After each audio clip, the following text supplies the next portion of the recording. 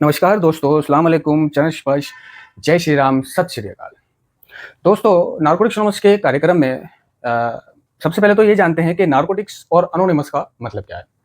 तो नारकोटिक्स को हिंदी में बोलते हैं जैसे कि नशीले पदार्थ, नशीले पदार्थों, ठीक है।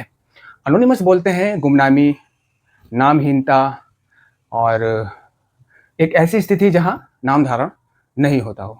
तो जो ये नारकोटिक्स है, वो नारकोटिक्स खुले शब्दों में मैं बताऊँ तो वो कहलाता है कि सूखे सूखे नशीले पदार्थ, है ना? यानी जो सूखे नशीले पदार्थों का सेवन करता है जैसे कि चरस, गांजा, स्मैक, गोली, कैप्सूल, हत्तू, भांग, गोला, ये सूखे नशीले पदार्थ होते हैं। तो नारकोटिक्स एनोनिमस के कार्यक्रम में कोई भी नशा करने की जगह नहीं है। और कोई भी अगर आप नशा करते हो, इनमें से चरस, गांजा, गोली, कैप्सूल, हत्तू, स्मैक, है ना, भांग वगैरह, तो ये एडिक्शन में शामिल होता है। ऐसा नहीं है कि सिर्फ स्मैक का एडिक्शन होता है, चरस, गांजा, गोली, कैप्सूल का एडिक्शन होता है, ठीक है ना। हर चीज का एडिक्शन होता है, जुआ, सट्टा, है ना, और लड़कीबाजी, सेक्स, लौंडेबाजी, इन सब का एडिक्शन होता है। तो नारकोटिक्स एनोनिमस का कार्यक्रम कहता है कि हमें एडिक्शन से बचना है। एडिक्शन से बचना है, चाहे वो छोटा हो या बड़ा हो, है ना, चाहे इतना सा हो चाहे इतना सा हो, तो हमें एडिक्शन से दूर रहना है। तो उसने अपने कार्यक्रम में ये नहीं कहा कि एडिक्शन छोटा बड़ा होता है, एडिक्शन अच्छा बुरा होता है, एडिक्शन सही गलत होता है ना। उसने ये कहा है अपने पहले कदम में कि हमने स्वीकार किया कि हम अपने एडिक्शन पर या एडिक्शन के आगे शक्तिहीन थे, कमजोर थे, बेबस थे, कि हमारा जीवन अस्त व्यस्त हो गया था। एडिक्शन के कारण हमारा जीवन अस्त व्यस्त हो गया था, ठीक है। और अब रही छोटे और बड़े की बात, तो बड़े नशे करने वाले लोग तो ये जानते हैं कि हाँ, उनका जीवन अस्त व्यस्त हो गया था। लेकिन जो छोटे नशे करने वाले हैं, छोटे नशे करने वाले जैसे चरस, गांजा, गोली, कैप्सूल, ठीक है, इनका जीवन भी अस्त व्यस्त है, बहुत ज्यादा अस्त व्यस्त है।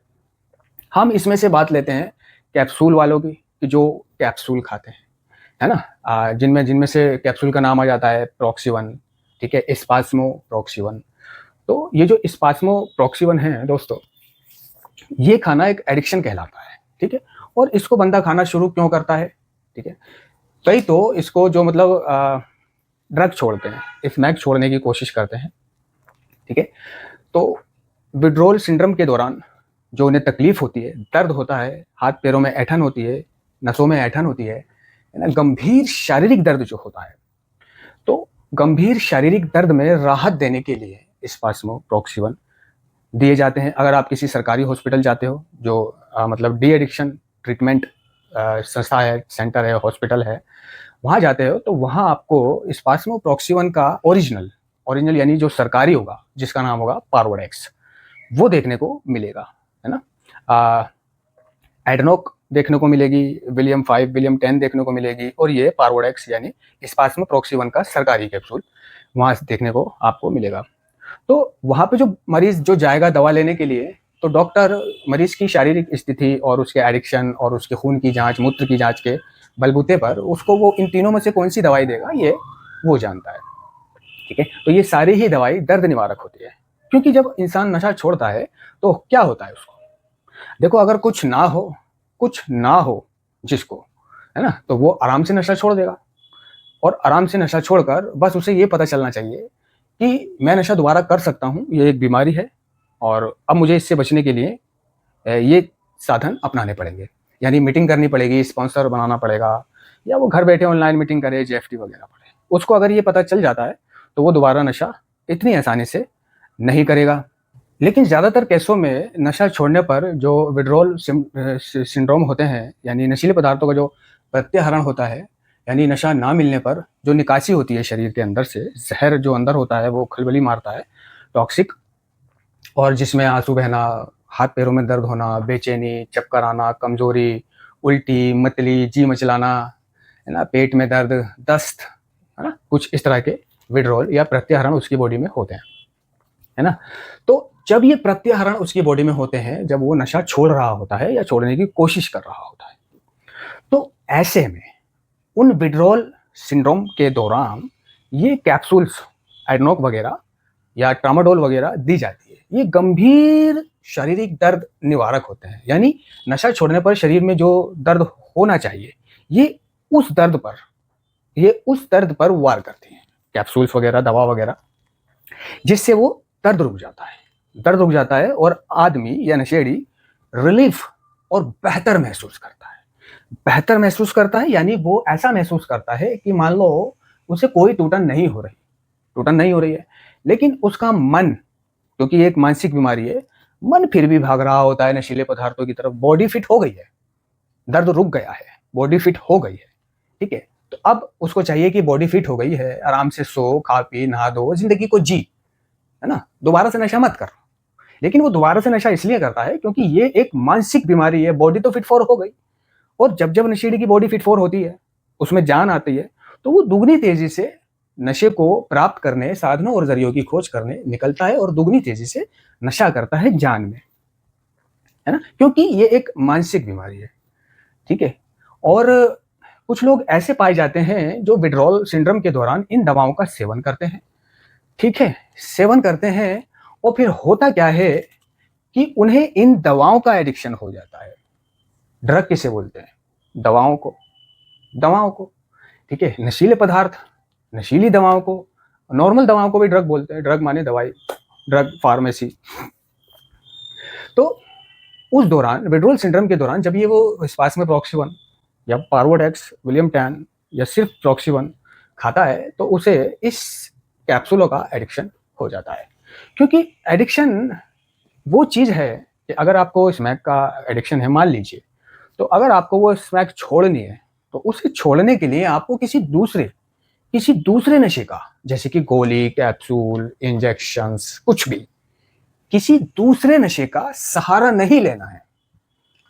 अगर आप ये गलती करते हो कि आप अपना प्राथमिक नशा छोड़ने के लिए दूसरे नशे का, अन्य नशीले पदार्थ का सहारा लेते हो ताकि आपका वो दर्द कंट्रोल हो जाए, तो आप ये मानकर चलना कि आपका हो सकता है कि वो नशा भी ना छूटे जो आप छोड़ने की कोशिश कर रहे हो, यानी प्राथमिक नशा, और जो आप जिसका सहारा ले रहे हो वो भी आपको लग जाएगा, और प्राथमिक भी नहीं छूटा और सेकेंडरी भी लग गया, ठीक है।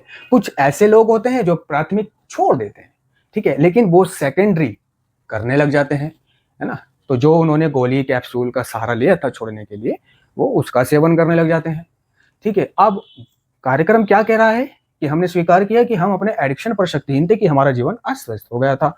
तो एडिक्शन किसी एक नशे का तो नाम नहीं है, एडिक्शन हर नशे का नाम है, हर उस चीज का नाम है जिसका हम दुरुपयोगी से सेवन करते हैं, ठीक है, जिसके ना मिलने पर हम परेशान हो जाते हैं, हमारी मानसिक स्थिति बिगड़ने लग जाती है, हम चिंता में पड़ जाते हैं, साधनों और जरियों की खोज करने लग जाते हैं, उसी के बारे में सोचने लग जाते हैं।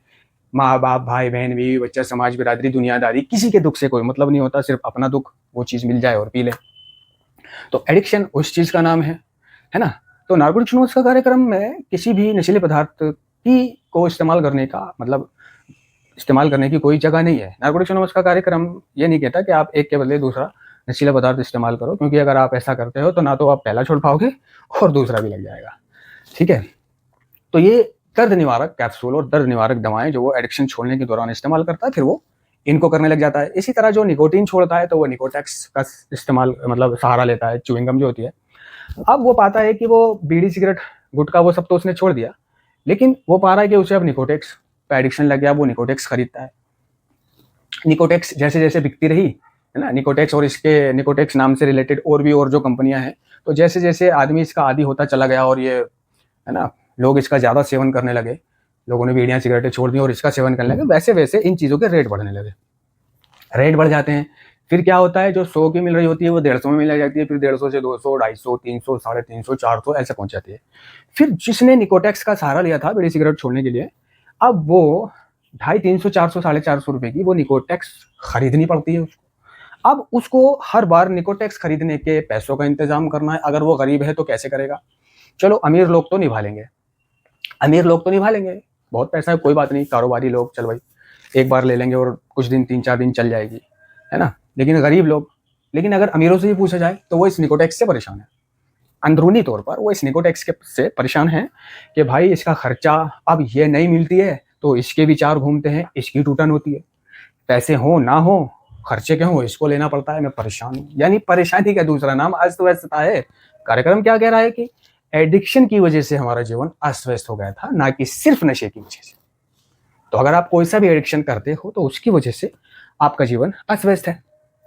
कुछ लोग, नए नए लौंडे क्या काम करते हैं, इस स्पास्मोप्रॉक्सिवन या पारोडेक्स के कैप्सूलों को उन्हें कोई सा भी कैप्सूल मिल जाए, कुछ ऐसा करते हैं कि सरकारी हॉस्पिटल से अपनी पर्ची बनवा के और ये कैप्सूल ला के जो है हर हफ्ते खाते नहीं है, इकट्ठे करते रहते हैं, है ना, एडनॉक इकट्ठी करते रहेंगे या इसे बेचेंगे कि भाई इकट्ठी कर करके कोई खरीदेगा तो ठीक है, नहीं तो कभी आड़े वक्त काम आएगी जब नशा नहीं होएगा, ऐसा करते हैं। और कुछ लोग ऐसा करते हैं कि जैसे कि उनको मतलब जैसे भाग दौड़ करनी है, भाई जैसे हॉकी खेलने वाले लोग हैं, रनिंग करने वाले लोग हैं, क्रिकेट खेलने वाले जो लोग हैं, है ना, जो आम जिंदगी में निजी जीवन में क्रिकेट, गिल्ली डंडा, हॉकी, कबड्डी ये सब खेलते हैं या जिम करते हैं, तो इनको ये सजेस्ट कोई कर देता है कैप्सूल। वो कहता है यार भागा नहीं जाता, खेला नहीं जाता ज़्यादा देर, जैसे मुक्का मक्की वाली मुक्केबाजी खेलना है तो मुक्केबाजी में क्या है, मुक्का लगता है दर्द होगा, कबड्डी में भी गिर जाता है बंदा, भाग में भी गिर जाता है, और सुस्ती है, कमजोरी है, कभी कोई बीमारी है, कुछ है, तो पूरी तरह से वो पार्टिसिपेट नहीं कर पाता है उन चीज़ों में। तो कोई उसको इन कैप्सूलों को सजेस्ट करा देता है।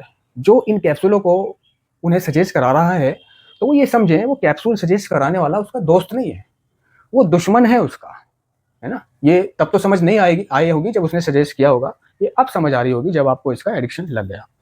तो भाग दौड़ने वाला, कबड्डी खेलने वाला, जिम करने वाला जब इसे खाने लगा, और मान लीजिए कि वो जिम कर रहा है, तो वो पहले पाता था कि वो कम जिम कर पाता था, कम डंपल मार पाता था, लेकिन उसने जब 2-3 कैप्सूल खा के जिम करा तो उसने पाया कि वो जब ऐसे करके डंपल मार रहा है तो थक नहीं रहा है, वो थक नहीं रहा है, पता नहीं चल रहा उसको, करे चला जा रहा है, करे चले जा रहा है, करे चले जा रहा है, करे चला जा रहा है, कह रहा भाई मेरे को तो पता ही नहीं चल रहा, और अच्छा है 1 साल में बनने वाली बॉडी 3 महीने में बन जाएगी, है। कहाँ मैं 10 बार ऐसे डंपल मारता था और कहाँ अब मैं 150 बार ऐसे मार रहा हूँ, तो 1 साल के बजाय 3 महीने में बन जाएंगी, है ना, 3 महीने में बंदियां देखेंगी। क्या है उनके जहन में क्या होती है, ज़्यादातर बॉडी बनाने वालों के जहन में बंदी होती है, लड़की होती है ना। फिटनेस के पीछे उनका जो इरादा होता है फिटनेस पाने का, वो ये नहीं होता कि वो कोई ओलंपिक में हिस्सा लेंगे, वो कबड्डी में हिस्सा लेंगे, वो क्रिकेटर बनेंगे या वो अपने घर की भाग दौड़ करेंगे, या वो अपने बहनों की, माँ की, बाप की, भाई की, छोटे भाई की, सबके परिवार की हिफाजत करेगा, है ना, उन्हें गुंडों से बचाएगा, जालिमों से बचाएगा। नहीं, सबसे पहला जो ध्यान होता है वो होता है लड़की। ए बाबा लड़की, भाई इस लड़की ने लोगों को बर्बाद कर दिया, है ना। तो उसने पाया कि भाई वो जिम कर रहा है तो उसको पता नहीं चल रहा है। तो इन कैप्सूलों का काम क्या होता है, बॉडी में जो दर्द है, सुस्ती है, थकान है, ऐठन है ना, उसको ये दूर करके और बॉडी को पंपिंग बना देते हैं। पंपिंग कि अगर जैसे पुलिस वाले मारते हैं तो मार का पता नहीं चलेगा आपको। अगर आप 2-3 कैप्सूल खा के अगर आपको कोई डंडा मार रहा है तो बिना कैप्सूल खाए जो आपको दर्द होएगा, वो कैप्सूल खा के ज़्यादा पता नहीं चलेगा आपको। यानी दर्द का, चोट का, पिटन का, इसका उसका, भाग का, दौड़ का, भागते हो तो भागते चले जाओगे। यानी आप जिस फील्ड में भी काम करते हो या जिस प्रतियोगिता में भी आपने भाग लिया है उसमें आप पाते हो कि आप अच्छे से पार्टिसिपेट कर पा रहे हो। ठीक है, तो क्या है, हम बचपन से ही एक जादुई नुस्खा ढूंढने के सपने देखते थे और हमें लगा कि हमने उन्हें नशीले पदार्थों में पा लिया है। ठीक है, जिम वाले को लगा ओ बहन तो बहुत बढ़िया चीज़ है, साल भर में 1.5 साल में बनने वाली बॉडी 3 महीने में बन जाएगी, लड़कियां देखेंगी, बंदी मरेगी और सपना देखेगी और बहन जो फिदा हो जाएगी, आई लव यू बोलेगी, मैं उसके साथ घूमूंगा, ऐसे चलूंगा, है ना, और सब ठीक रहेगा। और भी कबड्डी वबड्डी खेलने वाले ये सब, यानी आगाज करने से पहले उन्हें अंजाम का पता नहीं होता है। अब वो इसे डेली बेस पर खाने लगे। ठीक है, जिम डेली करनी है, 2 टाइम करनी है, उन्हें रोज़ कबड्डी खेलनी है, रोज़ क्रिकेट खेलना है, रोज़ रनिंग करनी है। तो क्या है कि वो उसे डेली बेस पे खाने लगे। और जब किसी भी चीज़ को आप डेली बेस पर खाने लग जाते हो तो एक दिन वो आपके एडिक्शन में तब्दील हो जाती है। और जब वो आपके एडिक्शन में तब्दील हो जाती है तो वो एक बीमारी बन जाती है। बीमारी बन जाने के बाद अब उसके साइड इफेक्ट आपकी बॉडी में, निजी जीवन में दिखाई देते हैं सिर्फ आपको। क्या आप पाते हो कि बिना दवाओं के, बिना कैप्सूलों के आप जिम नहीं कर पा रहे हो। कबड्डी वाला कहता है कि अगर मैं नहीं खाता हूं तो मुझसे कबड्डी नहीं खेली जाती, रनिंग नहीं करी जाती, है ना, मेरी बॉडी नॉर्मल जो एक्टिव रहती थी वो अब ऐसे रहती है अगर मैं नहीं खाता हूं तो, है ना, मैं ठीक से चल नहीं पाता हूं, मुझे कमजोरी, चक्कर, जी मचलाना, मितली जैसा महसूस होता है। ठीक है, इसलिए मुझे वो खानी पड़ती है। तो ये उसकी विड्रॉल है, अब वो एडिक्शन में शामिल हो गई है ना उसके, जो उसने जिम बनाने के लिए या कबड्डी खेलने के लिए इस्तेमाल किए थे, फर्स्ट आने के लिए, लड़कियों को चमकाने के लिए। अब एडिक्शन बन गया है।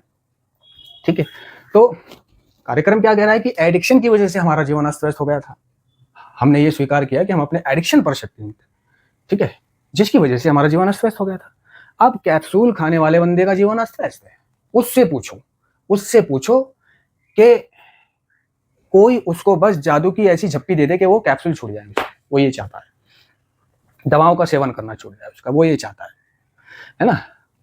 उसके साइड इफेक्ट है ना, उसको अपने दैनिक जीवन में देखने को मिल रहे होते हैं, जैसे कि त्वचा पर लाल लाल निशान, ठीक है, और तुम्हारे क्या कहते हैं, लीवर में प्रॉब्लम, मानसिक स्थिति में बदलाव, थोड़ा आंखों में धुंधलाका, थोड़ा अंधापन यानी दृष्टि का कमजोर हो जाना, मानसिक स्थिति में बदलाव आ जाना, त्वचा पर लाल लाल निशान से हो जाना, और सबसे ही बड़ी चीज़ जो है इसके साइड इफेक्ट वो है कि लीवर को कमज़ोर करते हैं ये कैप्सूल। और इसमें जो ट्रामाडोल नाम का एक कंपोजिशन होता है वो जो है एडिक्शन में आता है, जिसके कारण वो इसको खाए चला जाता है, एक राहत महसूस कराता है, रिलीफ महसूस कराता है।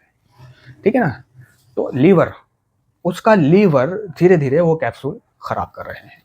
और अगर दोस्तों लीवर खराब हो गया तो आप सूख के मर जाओगे। आप पानी वाला खाना खाना पड़ेगा, आपको सूप पीना पड़ेगा, क्योंकि आप रोटी नहीं खा सकते। रोटी को आपका लीवर एक्सेप्ट नहीं करेगा, उसे पचा नहीं पाएगा, अफारा हो जाएगा, पेट फूला रहेगा, अंदर पड़े वो सड़ जाएगी रोटी, बाहर नहीं निकलेगी, क्योंकि लीवर ने उसको पचाया ही नहीं है। मांसपेशियां, नसें, बड़ी नस, आंत, छोटी आंत सब सूखी हुई है ना, वो बाहर नहीं निकलेगा, सड़ जाएगा एक दिन। ठीक है, लीवर खराब, जिंदगी खराब, समझ लो दोस्तों। तो इसको खा लिया बॉडी बनाने के लिए, कबड्डी खेलने के लिए, प्रतियोगिता में हिस्सा लेने के लिए, किसी ने सजेस्ट करा दिया। ठीक है, अब रही बात इनके छोड़ने की। ठीक है, तो इनको छोड़ने के लिए एक निश्चित कदम ये उठाना पड़ेगा कि घर बैठे कोई भी एडिक्शन इतनी आसानी से कोई नशेड़ी नहीं छोड़ पाता है, जिसके लिए उसको किसी रिहैब में या डिटॉक्सिफिकेशन सेंटर, मैं सजेस्ट करूंगा कि डिटॉक्सिफिकेशन सेंटर में तो ना जाए, किसी अच्छे से रिहैब में चला जाए पूरी सर्चिंग करके, और वहां 1 महीने का डिटॉक्स काट ले, तो उसके सारे विड्रॉल वगैरह वहीं निकल जाएंगे। ठीक है, जब विड्रॉल वहां निकल जाएंगे तो वो बाहर आएगा, बाहर आके उसको कैप्सूल या नशा ना मिलने पर शारीरिक तकलीफ नहीं होगी, है ना, जैसे अड़कन भड़कन, मांसपेशियों में ऐठन, पैरों में ऐठन, नसों का खिंचना जो पहले होता था वो बाद में नहीं होगा, जो होगा सब वहां निकल जाएगा। बस अब रह जाएगा तो ये मानसिक। तो दोस्तों इसमें से कभी भी नशा नहीं निकलता, इसमें से कभी भी नशेड़ी का नशा करने का ख्याल या सोच कभी नशे की गायब नहीं होती। ये एक जगी हुई धारणा है, क्योंकि एक मानसिक बीमारी है। ठीक है ना। तो वो 1 दिन दूर रह लेगा, 2 दिन दूर रह लेगा, 3 दिन, हफ्ता, महीना, 10 दिन, कुछ दिन रह लेगा रिहैब से आकर भी बाहर, कैप्सूल से दूर, नशे से दूर, लेकिन ज्यादा दिन नहीं रह पाएगा। उसका मानसिक जुनून, मानसिक खिंचाव उसको कब किस प्रॉब्लम के चलते वापिस उसका एडिक्शन करवा दे पता भी नहीं चलेगा उसको। तो बॉडी उसकी अब ठीक हो गई, अब बॉडी कैप्सूल नहीं मांग रही है बाहर आकर, या पहले की तरह कैप्सूल ना मिलने पर जो दर्द हो रहे थे, ऐठन हो रही थी, तकलीफ हो रही थी, विड्रॉल हो रहे थे वगैरह वगैरह, थोड़ा दृष्टिहीनता हो रही थी, है ना, भूख प्यास में कमी हो रही थी, वो अब नहीं होगी डिटॉक्स काटने के बाद। तो अब रह जाता है खेल मानसिक का। तो इस मानसिक के लिए जो है आप नार्कोटिक्स एनोनिमस की मीटिंग फिजिकली तौर पर खुद से जाकर करो। ठीक है, और खुद से जाकर नहीं है तो टाइम टू टाइम ऑनलाइन करो, अपने मोबाइल में zoom work place app download करके, उसमें आईडी पासवर्ड मांगेगी, वो डालो और उसे सुनो। जिस वक्त आप मीटिंग सुन रहे हो उस वक्त आप किसी से कोई बात नहीं करोगे, आपका ध्यान कहीं और नहीं होना चाहिए, आपका ध्यान सिर्फ सुनने पर होना चाहिए। सुनने के बाद आप जो सुना है उसे अपने जीवन में अमल करने पर होना चाहिए। ठीक है, दुआ करो, प्रार्थना करो, निश्चित कदम उठाओ। ठीक है, और 1 महीना 15 दिन का त्याग आपको देना पड़ेगा, नहीं तो आप जिंदगी भर इसको छोड़ने के सपने देखते रहोगे और नहीं छोड़ पाओगे। आप बाहर से तगड़े दिखाई देते रहोगे लोगों को भाई तगड़ा ठीक है, लेकिन अंदर से आपको क्या प्रॉब्लम हो रही है ये आप ही जानते हो। लोगों की नजरों में आप एक्टिव हो, बहादुर हो, सब कुछ कर सकते हो, लेकिन इधर आप अपने एडिक्शन के गुलाम हो अंदरूनी तौर पर। ठीक है, तो 10-15 दिन, महीना दे देने से आपकी सारी जिंदगी ठीक हो सकती है दोस्तों। रही बात बीवी को कैसे बताओगे, क्योंकि बीवी को पता नहीं है आप कैप्सूल खाते हो। बाप को कैसे बताओगे आप कैप्सूल खाते हो, माँ को कैसे बताओगे, किसी को पता नहीं है कि आप किसी दवा का सेवन करते हो। तो अब आप रिहेबिलिटेशन सेंटर कैसे जाओगे, बात ये उठती है, उनको बताना पड़ेगा भाई मैं कैप्सूल खाता हूँ। वो कहेंगे तू कैप्सूल खाता है, नशा करता है, और आज तक हमें पता भी नहीं चलने दिया, छुपा रुस्तम ये वो। ठीक है, तो ऐसे लोग बाप को बताने की वजह से, बीवी को बताने की वजह से, बच्चों को बताने से, समाज को पता चलेगा, उसकी वजह से किसी से बताते नहीं है और रिहैब नहीं जाते हैं। ठीक है, तो ऐसे लोग देखो भाई अपने घर पर हो सके तो बता दो, बेहतर रहेगा। सबसे आसान बताना रहेगा, झूठ बता दो कि अम्मी ऐसे से बात है, माँ ऐसे से बात है, बीवी ऐसे से बात है, कि अभी ये पिछले 3 महीने से बता दो कि 3 महीने से ऐसे ऐसे मुझे किसी ने ऐसे ऐसे सजेस्ट किया और मैं वो खाने लगा, फिर मुझे उसकी आदत हो गई, अब मैं नहीं खाता हूँ तो ऐसे होता है वैसे होता है, तो मुझे ये छोड़ने के लिए 15 दिन के लिए किसी डिटॉक्सिफिकेशन नशा मुक्ति के अंदर में जाना पड़ेगा। तो आप ये मत बताओ कि आप इसके एडिक्ट बहुत पहले से हो, कि कोई कहानी बता दो। ठीक है, या फिर अगर ऐसा कर सकते हो कि भाई आप कंपनी की तरफ से 1 महीने के लिए 15 दिन के लिए आपको विजिट पे जाना पड़ रहा है। ठीक है, या किसी जहाँ भी आप जॉब करते हो, या आप किसी दोस्त के साथ जा रहे हो 10 दिन के लिए 15 दिन के लिए कहीं बाहर घूमने के लिए, कुछ भी अगर ऐसा बतौला मार सकते हो तो ऐसा बतौला मार लो, वरना सबसे बेहतर रहेगा कि आप सच बोलकर अपना इलाज करा लो और आगे बढ़ो। धन्यवाद।